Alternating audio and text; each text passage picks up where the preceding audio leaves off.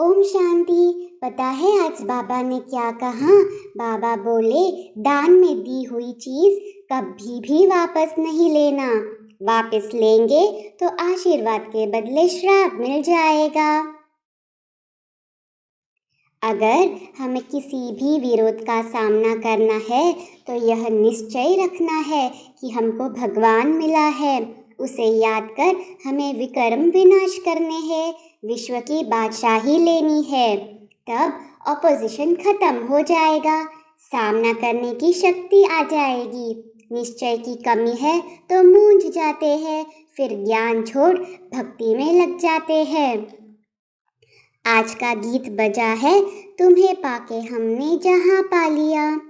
बाबा पूछ रहे हैं, यह गीत कौन सुनते हैं? बच्चे सुनते हैं और वही अर्थ को भी समझते हैं। प्रजा भी जो सुनती है वह भी विश्व का मालिक बनती है। जैसे भारतवासी सब कहते हैं हमारा भारत, वैसे वहाँ भी यथा राजा रानी तथा प्रजा सब समझते हैं विश्व के मालिक है। जैसे यूरोपवासी आए तो वह भी कहते थे हम हिंदुस्तान के मालिक हैं। उस समय फिर हिंदुस्तानी नहीं कहेंगे कि हिंदुस्तान के मालिक है, वह तो गुलाम थे। राजाई सारी उन्हों के हाथ में थी। फिर हमारा राज्य भाग्य रावण ने छीना। अभी हमको अपना राज्य चाहिए, यह पराया राज्य है, गाया भी जाता है दूर देश के रहने वाले। अब हम अपना राज्य ले रहे हैं। हम कोई के लिए नहीं लड़ते हैं, अपने लिए ही हम सब कुछ करते हैं। वह सेना लड़ती है अपने प्रेसिडेंट व प्राइम मिनिस्टर के लिए। बड़े आदमी तो वह बनते हैं ना, उनको नशा अच्छा रहता है, फिर भी अभी कहते हैं ना भारत हमारा है। परंतु भारतवासियों को यह पता नहीं कि यह कोई हमारा राज्य नहीं है, यह रावण का राज्य है जिसमें हम रह रहे हैं। राम राज्य में ऐसे नहीं कहेंगे कि यह पराया है। अभी भारत पर रावण का पूरा राज्य है। राम का राज्य था, देवताओं का राज्य था, अभी नहीं है। हम जानते हैं 5000 वर्ष के बाद हम राज्य ले रहे हैं। किससे ले रहे हैं? परमात्मा बाप से। राम अक्षर कहने से लोग मूंझते हैं, इसलिए बेहद का बाप कहना ठीक है। बाप अक्षर बहुत मीठा है, बाप ही वर्षा याद दिलाते हैं। एक बाप के सिवाय और सब कुछ भूल जाना है। हम आत्माएं बाप से वर्षा ले रही है। बाप आकर हमको आत्मा अभिमानी बनाते हैं। हम आत्मा है, आत्मा कितनी छोटी महीन है, उसमें 84 जन्मों का पाठ भरा हुआ है। बाबा से वर्षा ले रहे हैं कितना सहज है, परंतु माया भुला देती है, इसलिए बच्चों को मेहनत करनी पड़ती है। इसमें कोई हथियार बारूद की बात नहीं, न कोई ड्रिल आदि सीखनी है, न कोई शास्त्र आदि उठाना है। सिर्फ बाबा को याद करना है। बाप जो सुनाते हैं वह धारण करना है। हम अपना राज्य भाग्य ले रहे हैं। जैसे नाटक में एक्टर पार्ट बजाकर फिर कपड़े बदली कर अपने घर जाते हैं, वैसे हमारी बुद्धि में भी है कि अब नाटक पूरा होने वाला है, अब अशरीरी बनकर घर जाना है। हम घर 5000 वर्ष के बाद पाठ बजाते, हम हर 5000 वर्ष के बाद पाठ बजाते हैं। आधा कल्प राज्य करते, आधा कल्प गुलाम बन जाते। बच्चों को कोई जास्ती तकलीफ नहीं देते बाबा, बुद्धि में सिर्फ याद रहनी चाहिए। पुरुषार्थ कर जितना हो सके यह भूलना नहीं चाहिए। अब नाटक पूरा होता है, बाकी थोड़ा समय है, हमको जाना है। ऐसे ऐसे अपने साथ बातें करते करते हम पावन बन वापस चले जाएंगे। हर एक बच्चा जान सकता है कि मैं बाबा को कितना याद करता हूँ, चाहे कोई चार्ट लिखे या ना लिखे, परंतु बुद्धि में तो रहता है ना। तो सारे दिन में हमने क्या क्या किया। जैसे व्यापारी लोग अपनी मुरादी संभालते हैं रात्रि को, यह भी व्यापार है। रात्रि को सोने के समय जांच करते हैं सारे दिन में बाप को कितना याद किया, कितनों को बाप का परिचय दिया। जो होशियार होते हैं उनका धंधा अच्छा चलता है, बुद्धू होगा तो धंधा भी ऐसे ही चलेगा। यह तो अपनी कमाई करनी है। बाप सिर्फ कहते हैं मुझे याद करो, चक्र को याद करो तो चक्रवर्ती राजा बनेंगे। इसमें टू मच आशाएं नहीं होनी चाहिए। गांव में रहने वालों को आशाएं कम रहती है, साहूकारों को बहुत होती है। वह अपनी गरीबी में खुश रहते हैं, रोटला खाने पर हिर जाते हैं। सूखी रोटी खाने की आदत पड़ जाती है। साहूकारों में इच्छाएं बहुत होती है, माँ बाप को ही तंग कर देते हैं। बाबा अनुभवी है, गरीबों पर रहम भी आता है। गरीब देखेंगे इतना बड़ा आदमी ज्ञान सुनता है तो हम भी सुने। चित्र तो बाबा ने बहुत बनवाए हैं। कोई कहते हैं हमको सर्विस चाहिए, बाबा कहते हैं पहले तुम होशियार बनो फिर सर्विस पर जाओ, क्योंकि आजकल भक्ति का भी जोर है। एक तरफ समझाओ, दूसरे तरफ गुरुओं की चक्री लगा, एक तरफ समझाओ और दूसरे तरफ गुरुओं की चक्री चलती है। वह डरा देते हैं, तुम अगर भक्ति नहीं करेंगे तो तुमको फल कैसे मिलेगा।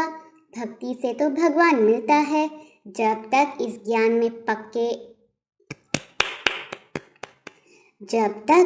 ज्ञान में पक्का हो जाए, पूरा निश्चय हो जाए कि हमको भगवान मिला है, वह हमको कहते हैं कि मुझे याद करो तो विकर्म विनाश हो जाए।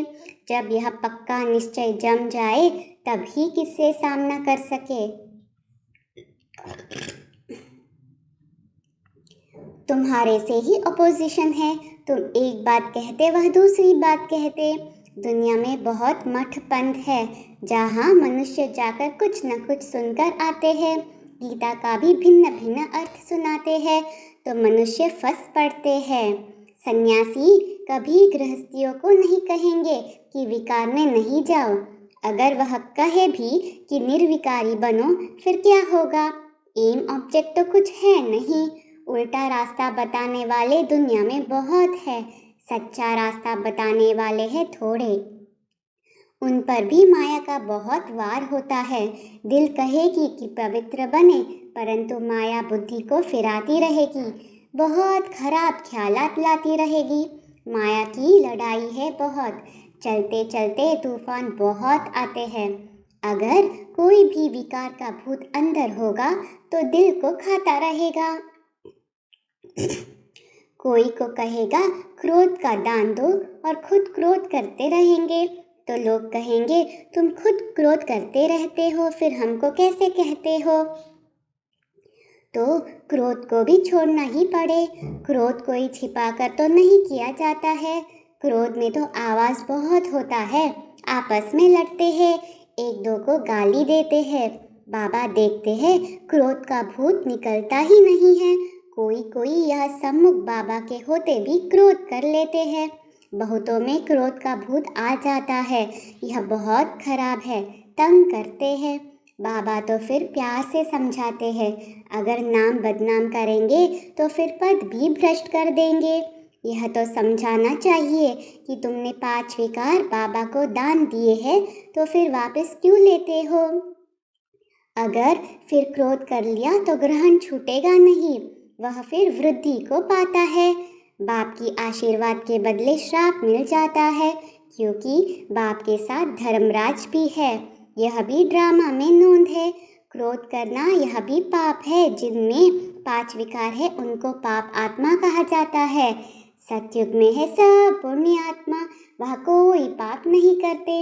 अभी जन्म जन्मांतर के पापों का बोझा सिर पर बहुत है, पहले योग बल से कट करना है।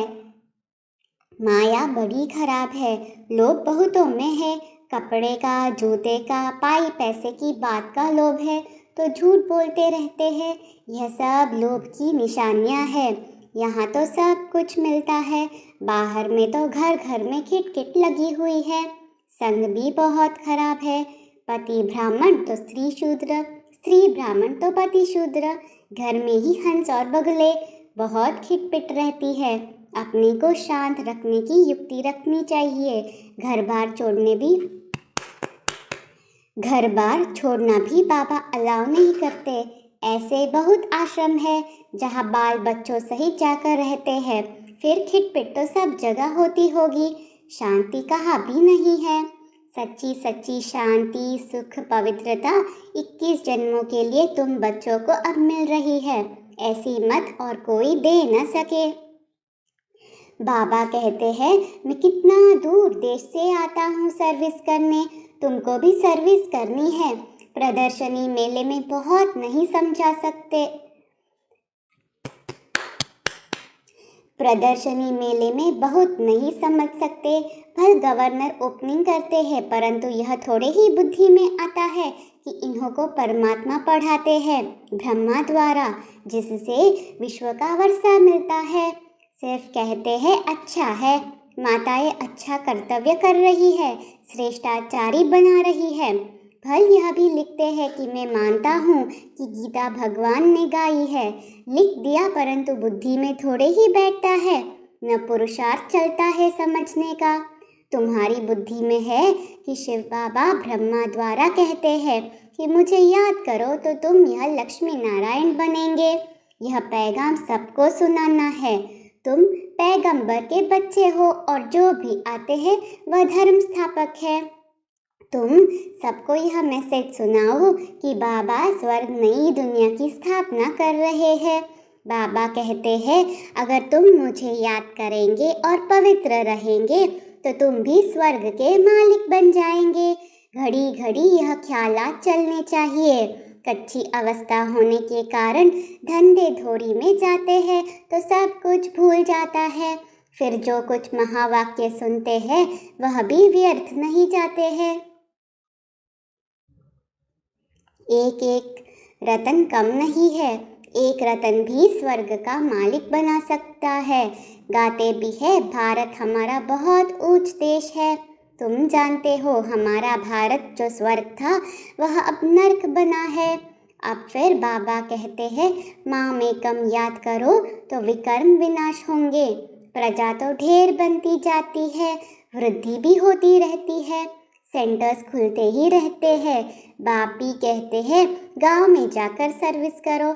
ऐसे बहुत गांव है जहां मिलकर क्लास करते हैं, फिर बाबा को पत्र लिखते हैं।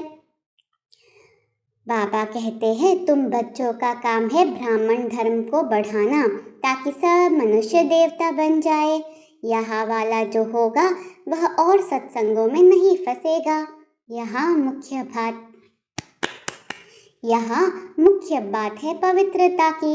इस पर ही बाप बच्चों के, स्त्री पुरुष के, पुरुष स्त्री के दुश्मन बन जाते हैं। गवर्नमेंट भी कहती यह क्या करते, यह क्यों होता है, परंतु धर्म में इंटरफियर तो कर नहीं सकते। स्वराज्य तो स्थापन कर ही लेंगे। पहले जो लड़ाई लगी है और इसमें रात दिन का फर्क है। यह बॉम्ब्स आदि पहले नहीं थे। तुम जानते हो हमारे राज्य में लड़ाई का नाम निशान भी नहीं होगा। सतयुग त्रेता सुख, द्वापर कलयुग दुख। नई दुनिया और पुरानी दुनिया, दुनिया एक ही है, सिर्फ नई और पुरानी बनती है। अब पुरानी दुनिया विनाश हो नई बनने वाली है। यह पुरानी दुनिया अब कोई काम की नहीं रही और फिर नई दुनिया चाहिए। दिल्ली में कितने बार नए महल बने होंगे। जो आते हैं वह तोड़ फोड़ कर फिर अपना नया बनाते हैं यादगार के लिए। जब बड़ी लड़ाई लगेगी तो यह सब टूट फूट जाएगा। फिर नई दुनिया में नए महल बनाएंगे। फिर जितना जो पढ़ेगा उतना उच्च पद पाएगा। कोई अच्छा पढ़ते हैं, कोई कम, यह तो चलता रहता है। बाबा कहते हैं, तुम बच्चे यह पक्का याद रखो कि हमने अब 84 जन्म पूरे किए हैं। अब हमको घर जाना है। यह पुराना शरीर छोड़ हम अपने घर जाए, ऐसी पक्की अवस्था हो जाए फिर और क्या चाहिए। ऐसी अवस्था में कोई शरीर भी छोड़े तो बहुत ऊंच कुल में जन्म लेंगे। वरदान है, बार बार हार खाने के बजाय बलिहार जाने वाले मास्टर सर्वशक्तिमानी। वरदान है, बार बार हार खाने के बजाय बलिहार जाने वाले मास्टर सर्वशक्तिमान विजयी भव। स्लोगन है, कब शब्द कमजोरी सिद्ध करता है, इसलिए कब करेंगे नहीं, अब करना है। ओम शांति।